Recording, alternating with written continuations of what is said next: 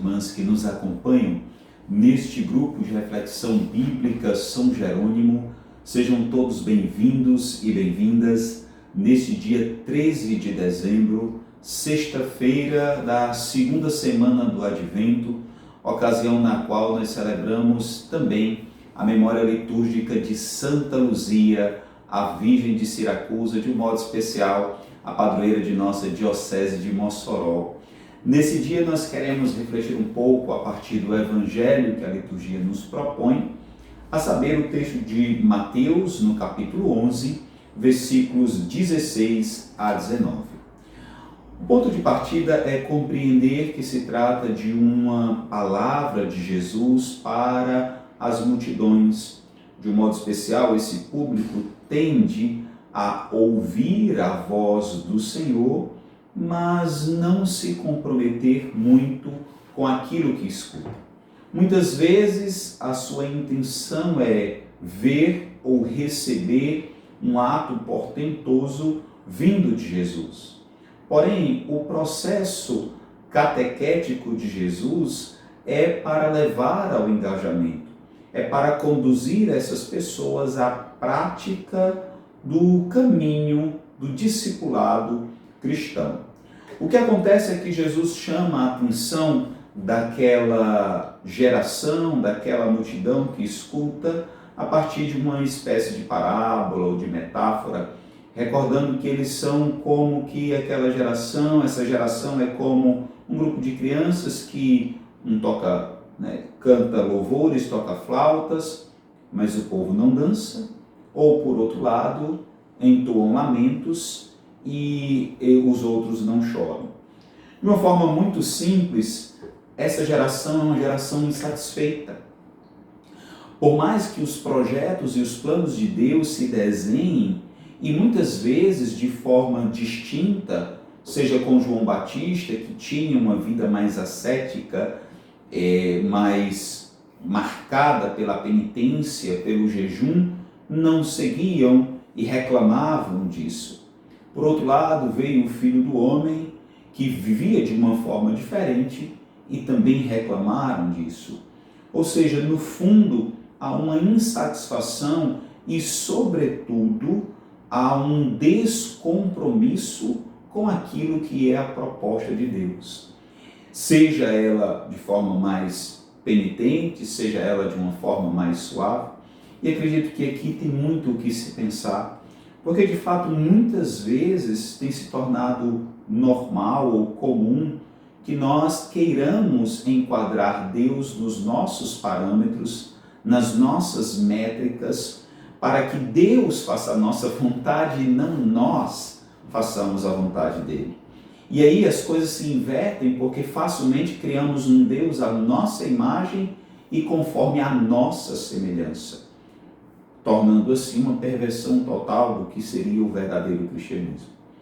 Nesse sentido, irmãos e irmãs, é muito importante compreendermos a disposição do reino e, sobretudo, nos colocarmos nesse caminhar, compreendendo que o projeto de Deus é que deve ser seguido e não os nossos projetos pessoais, os nossos desejos.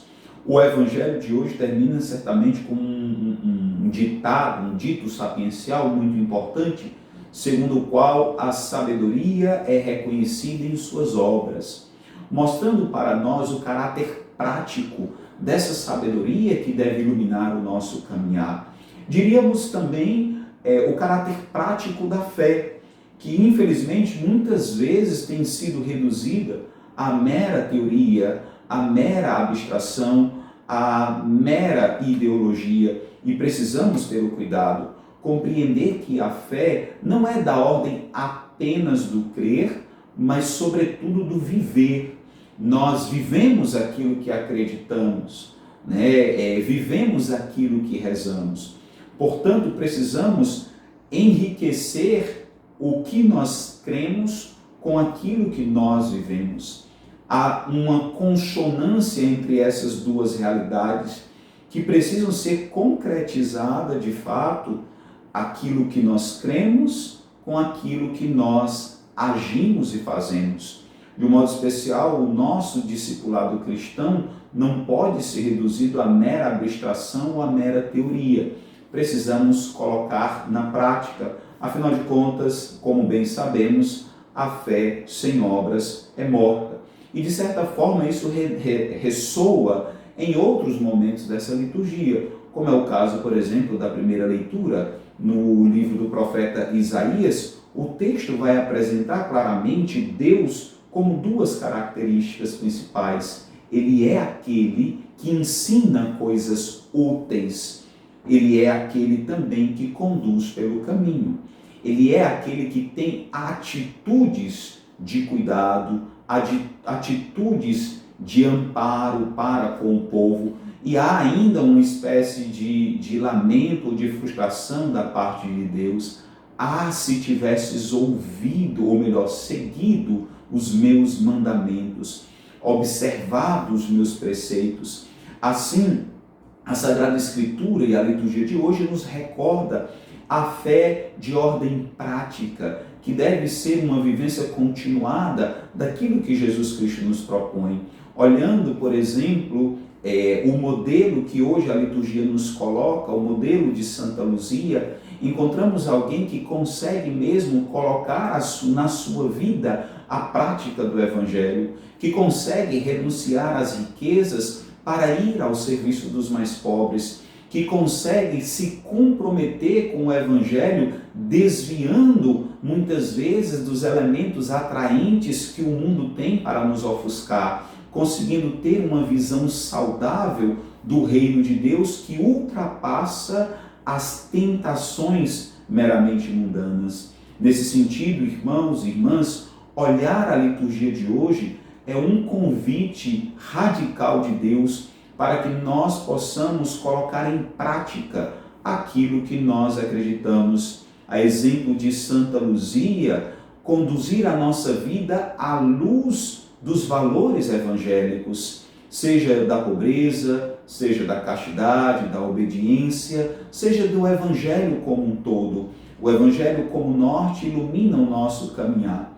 Peçamos então a esse Cristo Jesus que nos ajude a realizar concretamente a obra do Pai, a colaborar com o projeto de Deus, mesmo que muitas vezes não compreendamos bem, mesmo que às vezes ultrapasse o nosso senso odierno, o nosso momento, mas que nós possamos de fato colaborar com Ele. Na memória litúrgica de Santa Luzia, peçamos à Virgem de Siracusa que nos dê a graça de bem participarmos do projeto de Deus, que abra os nossos olhos à luz da fé, para que assim possamos também nós entregar a nossa vida de forma efetiva ao reinado de Deus, para que Ele opere através de nós a vontade e o querer do Pai. Que Deus nos ajude e que Santa Luzia ilumine também o nosso olhar, a nossa visão, para que nós possamos enxergar e realizar a vontade de Deus em nossas vidas.